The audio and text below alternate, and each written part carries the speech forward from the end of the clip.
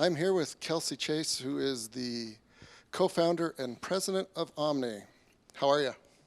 I'm doing good, Garrett. Yeah, good to see you. Thank you for taking the time to come and join us. Of course. I know you guys are busy fundraising. Yes. Like many companies out here. Kind of fun when you're out of it, not so much when you're in it. Yeah, it's I think one of probably the lesser known things about running a company and a startup is you're just really, especially at a certain point, you're sort of always in fundraising mode. It never stops. Yeah. Until you reach the right inflection point of going public or getting acquired, whatever the end stop in that journey is. But yeah, I think especially high growth companies, once you complete one round, you're sort of looking to the next set of milestones and metrics and trying to figure out the capital raising strategy and business plan to get there. Yep. Never a dull moment for startups. So tell us about Omni. What do you guys do and why do you do it? So Omni is an automated investment analytics platform for private capital markets. And where we focus, and I think where we've seen a lot of our early success is with our flagship product that is designed for traditional venture capital funds and investors. So what makes us really unique ties into the background of myself and my co-founder, Tony. Both of us, prior to starting this company, were corporate attorneys working at very large law firms. And he and I actually met at the law firm Wilson Sonsini, which I know at some point in its history had an office out here in Utah. And we were corporate lawyers there working on startup and venture capital transactions. Tony has some M&A experience, also worked at Latham & Watkins and DLA Piper. So really through that experience, I think a lot of what we're doing today is inspired by our hundreds and hundreds of repetitions and touch points, seeing venture capital transactions and private offerings come together and representing companies, but also investors and other stakeholders in the private market ecosystem.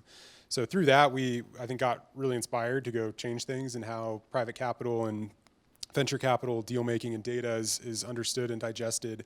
And what we do is we go into legal agreements that sit behind these venture capital financings, and we're extracting hundreds of legal, financial, and economic data points. And then we've created, a really amazing interface and a reporting layer into this structured database. So working with many of the largest venture capital institutions, multi-billion-dollar platforms. We also work with lots of emerging funds, which tend to have less money under management, maybe in their first fund, and then have a number of corporate venture investors that we work with as well. Awesome. Yeah, so for those that don't know, and you guys experienced, it's fairly miserable to get a deal done with all of the data and the legal documents and valuations and all of that. And so this was kind of your solution from the inside looking out.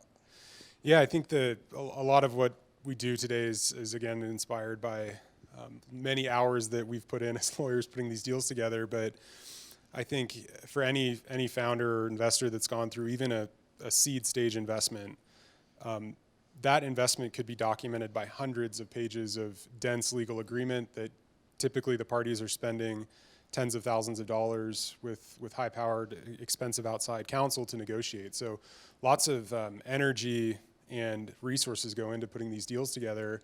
And I think, really flip the paradigm of how parties are taking advantage of all the information and data that lives in those agreements. And so what I typically saw as a lawyer was these transactions would come together and, again, documented in hundreds of pages of financing agreements. And they would really go, once the transaction is closed, they would go on a shelf to die, as I like to say. And so what we do is we go into those agreements and make sense of them, create a lot of interesting insights, and then give really dynamic reporting and tools to allow investors to take advantage of that information. Yeah. Yeah, I'm sure there's a lot of people that are grateful for your company and your product. So what is a secondary transaction? Yeah, so for us, what our engagement with these private venture funds looks like is we go in and analyze all of the transaction documents that sit behind the ways they're deploying capital. And in current times, 2021, I think if you were to go into any venture portfolio, you would see the bulk of it likely as direct investments into companies in connection with a primary financing round, so a Series A transaction. Investor A is investing $10 million in a Series A company. and there's documentation that supports that. But as these markets have been evolving, and even since I've been in the law firm world 5 to 8 years ago, we see a lot of additional transaction structures. And one of the most exciting areas of venture financing and private company financing that we see is around secondary transactions, as we call it. And so I think secondary in its most basic form, you have the primary financing, which is the Series A lead, and then there can be secondary transactions where existing stockholders, be it common shareholders, founders in the company, or existing investors in the company, can sell their shares to another party. And so secondary is really looking at that secondary component to, once a company has already issued shares, there's ways to transact in that secondary market. And I think it's actually, it's more a discussion around the evolution of these markets and the growing liquidity, the growing amounts of capital that we see coming into the markets, from the very furthest ends upstream, the largest asset managers and allocators in the world. You just hear wanting more access, more transparency, more insights into the earliest stages of companies. So secondary transactions are one way to facilitate giving more access, and then also bringing more liquidity to private markets. Yeah. So would a dumbed down version be your rich aunt helped fund your company, and as you progress from Series A to Series B, she might have the opportunity to get out through the secondary market because she wants to go on a trip. Yeah, that's a good one. I think what will, framing the discussion today, this particular sample size that we looked at was about $2.6 billion of secondary activity, covering about 500 companies, 3,000 transactions, over close to 2,000 investors. So it's a meaningful sample size focused on the early stages of investment. And so I think you give a good example of an angel investor, an early stage investor. Circumstances change. They may want liquidity. So there's ways to get that liquidity. You can sell your equity in early stage companies. There's marketplaces and ways to facilitate that. I think for this audience, the lens that I would, I think is interesting to focus on is, what does it mean for founders in particular? And that goes back to the legacy venture and startup paradigm. Is you select early stage investment firms that you are looking really with a long-term view towards. It's going to be a 7, 8, 9, 10 plus year relationship until your company goes public or gets acquired. And it's really until that major liquidity event historically that founders would experience any type of liquidity. So all of the sweat equity and time, blood energy and tears that they put into the business. The legacy startup model is, it takes a long time to actually, to get liquidity and to realize your company's success. That's entirely changed. Yeah. And I think going back to my law practice, when I started, it would be very, very uncommon, even as soon as 8 years ago, to see a meaningful secondary activity behind a venture-backed company. Today, it's a primary component to major funding rounds at the earliest stages. Even seed stage companies have secondary opportunities. So I guess how I'd wrap that up is, founders no longer need to think about a major liquidity event in terms of a 7, 8, 9, 10-year relationship. There's actually opportunities for them to experience liquidity earlier in the journey. And there's other ways that it can benefit a founding team and how they think about capital raising strategy and structure. Yeah. So it makes sense why it's good for founders, because as you were mentioning, back in the good old days, like, you might drive your 1999 Toyota Corolla all the way from your inception of the startup to when you have a liquidity event, and then you can get a Corvette or go on a trip, whatever it is. So that's, we see the good side for the founders, but it's also good for investors as well, these secondary markets, correct? Yeah, I think there are a lot of ways to slice this issue, and it is highly dependent on facts and circumstances. What we see in the data, which I think is it's a correlation, and I don't want to suggest that there's a causal relationship between the information, but what we see definitively in the data is that private companies, startup companies that have secondary activity in their companies, trade at higher valuations. Yeah. So probably there's a lot of easy insights you could jump to as to why that's the case, but what we see is companies that have liquidity are worth more. They have higher valuations and they trade at higher multiples. And if you were an investor and didn't get in for whatever reason, you can have another opportunity and might not have to wait for a Series C in this example. So it gives them more flexibility as well, correct? Yeah, and that goes into the kind of a core question for a founder is why personally, if I'm a common stockholder, early owner in the company, why should I do a secondary? And I think kind of the legacy model is investors really appreciated the grit and the bootstrapping nature of building a company. And, what we see now, I think are pretty reasonable approaches to the startup model. So if you take myself, for example, that left a pretty good career with good cash flow, and it was sort of a nice stable path as a lawyer, took a lot of risk to go leave that, bootstrap a company and grow and scale it. And so I think what liquidity in the early stages of companies allows is, I think, really good alignment between investors and founders. And sure, that could go in the other direction. Investors don't want to give so much liquidity to founders that they lose their motivation and incentives to keep growing and scaling the company. But I think many of the early stage secondaries that we see are really, I think, to address the fact that there's now a market for this. I think 10 years ago, it was probably hard to actually facilitate a market around buying early stage private company securities.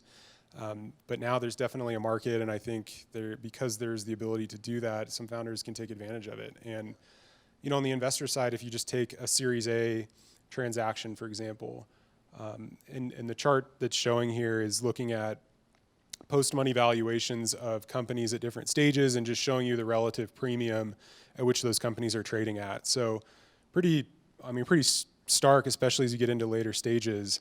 But why as a founder, again, back to my question, why would a founder want to sell shares as part of a secondary component to a financing? Probably number one, to get liquidity. They have a mortgage, they have personal financial needs that can be addressed through that liquidity. But also, I think investors there can be just good synergistic strategies in that investors want to meet target ownership requirements that may not be available in just the primary allocation of the round. So especially hot companies, and I would venture to guess a lot of companies in Utah are seeing this, but companies that have a lot of demand for their financing round and many investors wanting to get on the cap table, they can often be oversubscribed, which means there's way more interest of capital into the company than what's available for sale. And so one I think nice structural component to a secondary transaction is you can help facilitate more allocation. Yeah. So 20% of the company might be up for sale in a Series A transaction, but between founders and key stakeholders, you could create another 3 to 5% for additional money that wants to come in. Yeah, it's a fantastic model and very flexible. So for the founders and startups as they're growing and scaling, how can they kind of position themselves for success, kind of understanding that there is this secondary market and model? Yeah, I think this is, to frame that question. So what the data shows us is that more than half of the time, any existing investor on the cap table that is acquiring shares in a secondary is enhancing an existing position. So they're, again, trying to drive more ownership on the cap table. They're already familiar with the company, and they just want more ownership. And then sort of the inverse data point to that scenario is that when preferred stockholders, which are typically the securities that venture funds purchase when they do a round, when they sell any of their shares, over 80% of the time they're selling their entire position. So that a lot of these, I think, data points just really tug on that legacy startup paradigm of you're in this long-term relationship with your investors, and it's going to be a decade-plus long endeavor that you're going to have with these parties. And what we see is there are early-stage exits from preferred holders where they're liquidating everything. Yeah. Well, yeah, imagine how much changes in everybody's life in 10 years or even 5 years, right? That same principle is applied to business and funding, and things change, and the flexibility is fantastic. So as entrepreneurs understand this, is there better or worse ways that they can kind of position their company, knowing that there is this flexibility that you guys have seen in the data? So I think the evolution of these markets, and something I'll say around that is there are service providers, there are capital providers, there are marketplaces that actually exist today that can help facilitate liquidity and secondary transacting. But as companies are engaging in a financing round, it's of course you've got to look to the individual needs of the founders, the key stakeholders in the management team, and then does that align with what the investors want? And I think the ability to give liquidity to some of these people that have put in years, probably not making any money, is really attractive. And I do think it aligns the behavior of founders, especially those that may not be independently wealthy. They're on their first venture, bootstrapping, and giving. I think what I hear from investors, some of the best advice I've gotten is that to be able to remove that financial load, I think does actually align founders to go longer. Yeah. And many VCs want to see founders thinking about that big vision. They're making bets, placing investments on founders that are trying to grow massive companies. And massive companies do take a long time to build. So we're focusing in on secondary data and that you can get liquidity even years after starting your company. But to grow massive companies, I think we all know that takes a long time. Yeah. And as an investor, I would want my founders aligned towards that long-term vision. And if along the way they can get, mini liquidity events that help them set up their lives, set up their families, I just think it's really fantastic alignment. And again, I think opportunities that didn't exist 10 years ago. Yeah, and I agree because you could be rich on paper, right? Like you're riding a rocket ship, but you still have all the same issues everybody else does, that you've got a family life, a mortgage, and maybe your spouse is just hammering you of like, hey, can we please get a new washer and dryer? And this, again, gives the entrepreneur some flexibility. Yeah, it does. And I think it's creates, so there's sort of the personal needs of the founder and wanting them to be behaviorally aligned with just going for a long time. Yeah. But we do see also some of these structural components to a financing round. In a really oversubscribed situation, you are fighting to get people in on the round, and people are getting excluded. So if you can now create more allocation and it's at good multiples, this chart here is going to show, I think, also for founders and management teams, it's helpful to understand the makeup of your investors too. Yeah. So most investors, they are accountable to a much larger set of capital and asset managers and allocators. Yep. And what they are also doing is a 10-year period to realize proceeds, distribute them back to their limited partner base. So endowments, sovereign wealth funds, high net worth individuals, when they're investing in a venture fund, they're also looking, it's going to be a long-term investment, and over time there will be distributions back. And I think the best firms are modeling 3 to 5x returns of their fund. Yeah. So early stage liquidity actually can solve just structural challenges for venture funds that may be deeper in their investment cycle, or they may want to show distributions to help with a subsequent fundraising strategy.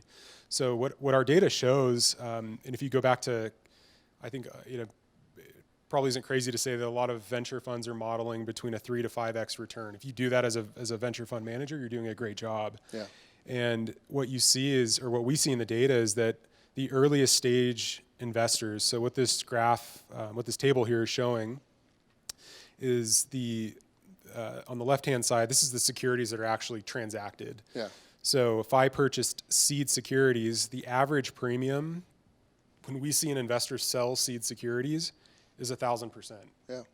That smashes the venture model. And right. So I think what's really exciting for us to track are some of the innovative fund structures and portfolio construction approaches that are coming to venture to take advantage of this. You can get venture outsized returns at the early stages. And by the way, selling your seed shares in a D round, for example, that's not on a 10-year timeline. That's probably, you're talking maybe 3-ish years from when, 3 to 5 years from when you purchase those seed shares. So I think just from a venture economic standpoint, it's also interesting to see just what the availability of liquidity is bringing to the market. Yeah, absolutely. And I think those numbers are kind of speak for themselves. And you already mentioned, like it's a better model for the founders and startups, and it's kind of proven there. So you guys are heavy in this data, right? So your customers are funds and private venture funds, private equity funds. How do you guys position yourself to get in front of these folks? How does the kind of sales process go to onboard these funds? How does it work with these customers? Yeah. Well, a shameless plug. I'd be remiss. My head of sales and CTO would be ashamed if I didn't mention this, but we need help. We're growing really quickly out here in Utah, and so I think we've got an amazing team, and would love to add people to our sales, customer success, and technology team. But the process itself, the pain point that we address, is something that you look at legacy investors, venture funds that have been around for a long time.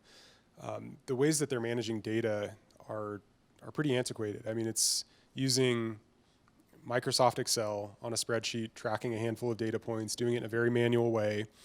And the pain point that we really identify is taking the information that lives in those financing agreements, unlocking it, structuring it, making it useful and actionable. And I think that one of the interesting learnings for us is, in addition to driving value for the venture fund itself, these venture funds are surrounded by many service providers and stakeholders that also want access to this information. So whether it's a fund administrator or a fund auditor or outside counsel or even limited partners, bringing this data to life for a firm to leverage before Omni was really difficult, manual, time consuming, and not done in a very scalable way. Yeah, like back office people, right? Yeah, we're I think the back office are some of our biggest advocates and fans, and in particular, I'm thinking of work with a large fund, and for anyone that works with venture funds or knows the back office of a venture fund, they know that the first quarter of the year is a terrible period of time for them because they're going through their audit. Yeah. The back office is really buried answering inquiries and just working with the audit team to facilitate the completion of that audit. And so I know this year was really our first full audit cycle with our customer base, and have many anecdotes and quotes from our CFOs that just say it was really unlike any previous audit cycle. It was painless because auditors can now access reports, they can access documents and data directly through our platform, as opposed to going to the firm and trying to dust the cobwebs off of documents and figure out where the information or answers are. Yeah. So there's the ROI there for the back office. And so correct me if I'm wrong, but as during the holidays, that's what the back office has to look forward to, and Q1 is like the worst part of the year. So this is probably making their lives happier as well, for what it's worth. Yeah, we've the product has really, I think, matured to a point where we started really when we started the company, we targeted the traditional VP of finance. So when we see venture firms grow and scale, once they have the resources available to afford a professional to manage their back office, the first hire that we typically see is a CFO or a VP of finance. So that's where Omni's story really began, was driving value for the finance role at a firm. And I think now the platform and the product has matured and scaled across more diverse and individual roles at a firm. So today we work closely with folks in a finance role, folks on the legal team, the investing team, business analytics team, investor relations, valuations. I mean, some very large platforms have tons of business units underneath them to manage all this information and data. So I think it's dynamic enough that depending on the needs of the firm, we can really be valuable in fulfilling whatever needs they might have. Yeah. So entrepreneurs come in every shape and size, and some are still in college, some are late in their life and want to take the journey. You were a lawyer at a powerful law firm and decided to take the jump. So there's a lot of prospective entrepreneurs out there listening and watching this. What are some tidbits of advice now that you've made the plunge, you're building the company and growing it, fundraising? What are a couple of key things that you might recommend for somebody that would like to do it as well? Yeah, for me, it starts with I have a fantastic partner at home, my wife, and so she was comfortable with me leaving this. Again, I think lawyers at big firms, if they stay on that career trajectory, it's a great career. You can make very good money, can be very fulfilling work, but she ultimately knew I was craving more and wanting to go solve problems and do something a bit more dynamic than the practice of law. So I was fortunate that she was on board with that plan to leave this job, and we had some rough years doing that early, just bootstrapping a company and seeing it grow and scale.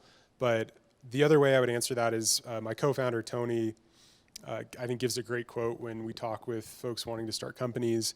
And he says, if you want to be in the arena, meaning if you want to go build a company and start a business, go solve a problem, the best time to do that is now. And we tell that to employees that we interview.